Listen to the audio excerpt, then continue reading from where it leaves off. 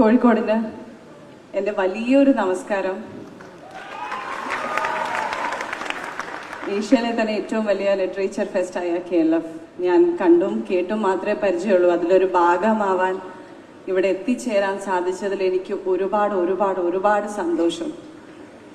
അതിൽ ഫസ്റ്റ് തന്നെ എനിക്ക് പറയേണ്ടത് thank you so much KLF for inviting me, to giving me this wonderful opportunity to share stage with such inspirational, distinguished personalities. Huge fan, ma'am. So I'm going to cherish this memory forever and ever. It's etched in my brain. Thank you so much. Thank you so much. So thank you KLF for making me a beautiful part of this event.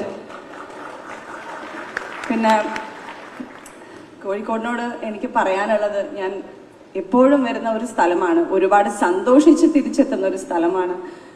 ഇവിടുത്തെ സ്നേഹം അല്ലെങ്കിൽ ഇവിടുത്തെ ഭക്ഷണം അത് ആസ്വദിക്കുക അല്ലെങ്കിൽ അതിനൊരു അവസരം കിട്ടുക എന്ന് പറയുന്നത് എല്ലാവരുടെയും ഒരു ഭാഗ്യമാണ്. അത് എനിക്ക് ഒരുപാട് തവണ കിട്ടിയിട്ടുണ്ട്. അതിൽ ഞാൻ എന്നും എന്നും ഞാൻ എൻ്റെ ഹൃദയത്തോട് ചേർത്ത് വെക്കും അത്. പിന്നെ KLFനെ പറ്റി ഞാൻ വായിക്കുകയായിരുന്നു.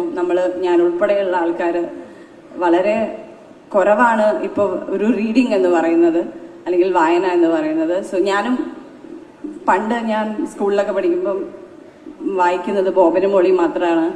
ബോബനും മോളി എനിക്കിപ്പോഴും ഓർമ്മയുണ്ട്. അതിലത്തെ എല്ലാം ഞാൻ ബോബനും മോളിയുടെയും ഭയങ്കര ഫാനായിരുന്നു. പക്ഷെ അതിനുശേഷം പിന്നെ കുറച്ച് റീഡിംഗ് ഒക്കെ കുറഞ്ഞു വന്നു. ഒന്നും വായിക്കാറില്ല. പിന്നെ എൻ്റെ ഒരു ഫസ്റ്റ് ലവ് ഉണ്ടായിരുന്നു. സോ ആളെ എനിക്കൊരു ബുക്ക് ഗിഫ്റ്റ് തന്നു. ഞാൻ ആളെ ഇംപ്രസ് ചെയ്യാൻ വേണ്ടി ഞാൻ ആ ബുക്ക് വേഗം വായിച്ചു തീർത്തു. അതിനെപ്പറ്റി സംസാരിക്കാനും, ഞാനും ഭയങ്കര ഒരു സീരിയസ് ബുക്ക് റീഡറാണ്, എനിക്കും ഇതിനെപ്പറ്റി ഒരുപാട് കാര്യങ്ങൾ അറിയാം എന്ന് അറിയിക്കാൻ വേണ്ടി, ആളെ ഇംപ്രസ് ചെയ്യാൻ വേണ്ടി വായിച്ചു തീർത്തൊരു ബുക്കാണ് ബ്രിഡ്ജസ് ഓഫ് മാഡിസൺ കൗണ്ടി.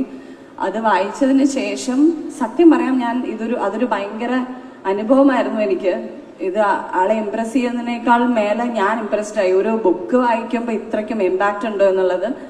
പിന്നെ ഞാൻ കുറച്ചു കാലം അതിൻ്റെ പിറകെയായിരുന്നു. ഞാൻ പുതിയ ബുക്സ് വാങ്ങിക്കുന്നു, അതിനെപ്പറ്റി വായിക്കുന്നു, പിന്നെ ചില ബുക്ക് കഴിഞ്ഞു പോകുമ്പോൾ കരയുന്നു.